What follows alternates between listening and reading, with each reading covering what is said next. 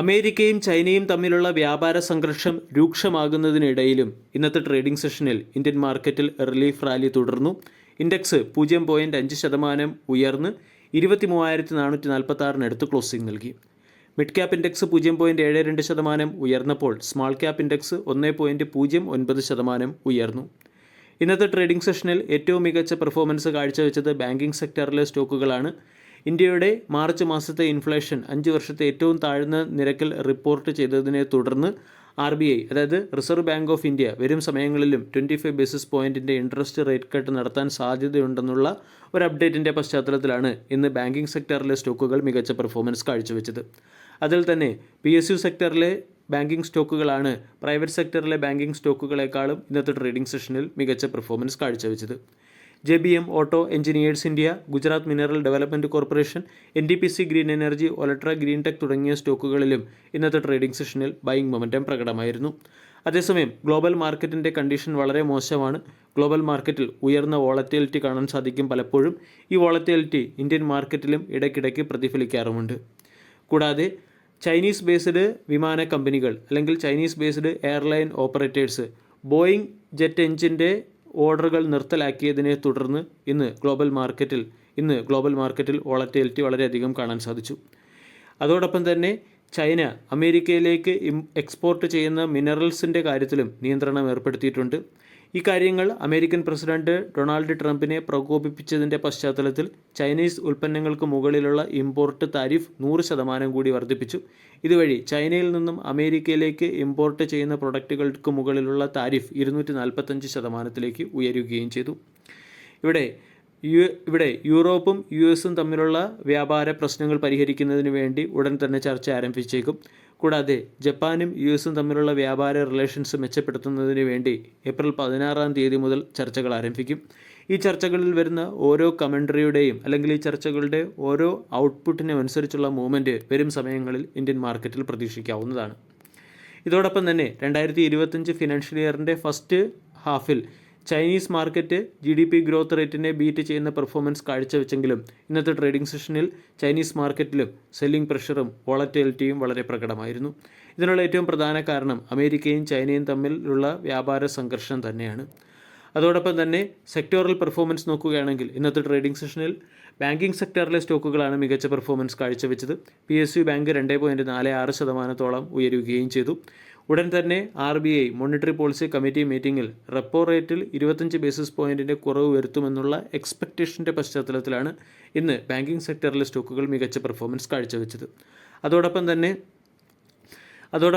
12 ലക്ഷം രൂപ വരെയുള്ളവർക്ക് ആദായ നികുതി നൽകേണ്ടതില്ല എന്നത് കൂടുതൽ ലോൺ ഇഷ്യൂവിന് കാരണമാകുമെന്നാണ് അനലിസ്റ്റുകൾ പറയുന്നത്. ഇതും ബാങ്കിംഗ് സെക്ടറിലെ സ്റ്റോക്കുകളുടെ പെർഫോമൻസ് ഉയരുന്നതിന് പിന്നിലെ ഒരു പ്രധാന ട്രിഗറായി പ്രവർത്തിച്ചു.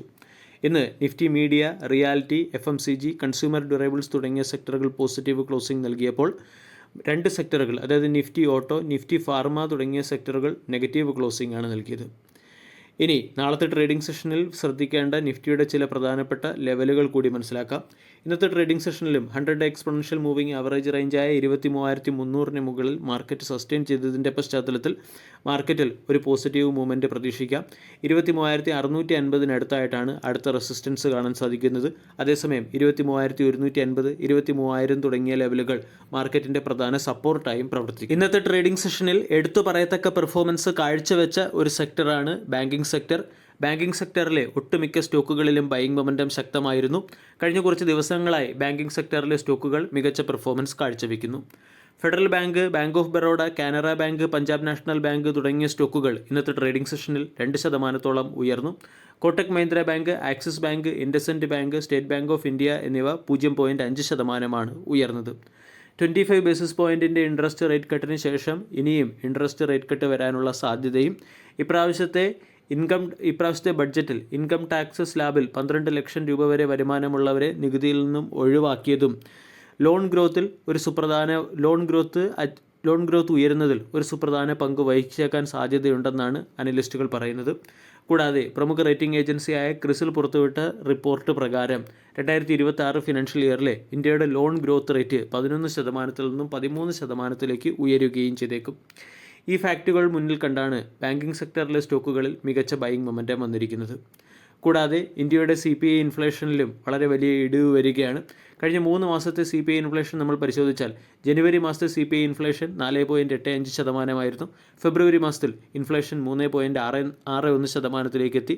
മാർച്ച് മാസത്തെ ഇൻഫ്ലേഷൻ 3.34%. ഏപ്രിൽ മാസത്തിലും ഇൻഫ്ലേഷൻ ഇടിയുമെന്ന് തന്നെയാണ് മാർക്കറ്റ് പ്രതീക്ഷിക്കുന്നത്. കൂടാതെ 6.4% GDP ഗ്രോത്തും മെയിൻറ്റെയിൻ ചെയ്യുന്നുണ്ട്. ഇതെല്ലാം ബാങ്കിംഗ് സെക്ടറിൽ ഒരു ഉണർവ് നൽകുന്നതിന് പിന്നിലെ പ്രധാന ട്രിഗറായി പ്രവർത്തിക്കാൻ സാധ്യതയുണ്ട്. ഗോൾഡ്മാൻ സാൻസ് ഉൾപ്പെടെയുള്ള ബ്രോക്കേജ് ഏജൻസികൾ ബാങ്കിംഗ് സെക്ടറിലെ പല സ്റ്റോക്കുകൾക്കും ബൈ എന്ന റേറ്റിംഗും ഹയർ സൈഡിലുള്ള ടാർഗറ്റും നൽകി. ഇന്ന് രാവിലത്തെ വീഡിയോയിലും നമ്മൾ ബാങ്കിംഗ് സെക്ടറിലെ ആക്സിസ് ബാങ്ക്, SBI തുടങ്ങിയ സ്റ്റോക്കുകൾക്ക് ഗോൾഡ്മാൻ സാൻസ് നൽകിയ ടാർഗറ്റിനെ കുറിച്ച് ഡിസ്കസ് ചെയ്തിരുന്നു. ഗോൾഡ്മാൻ സാൻസിൻ്റെ ബാങ്കിംഗ് സെക്ടറിലെ ഏറ്റവും മികച്ച പിക്കായിട്ട് ഗോൾഡ്മാൻ സാൻസ് ചൂണ്ടിക്കാണിക്കുന്നത് HDFC ബാങ്കിനെയാണ്. HDFC ബാങ്കിന് 2087 രൂപയുടെ ടാർഗറ്റാണ് നൽകിയിരിക്കുന്നത്.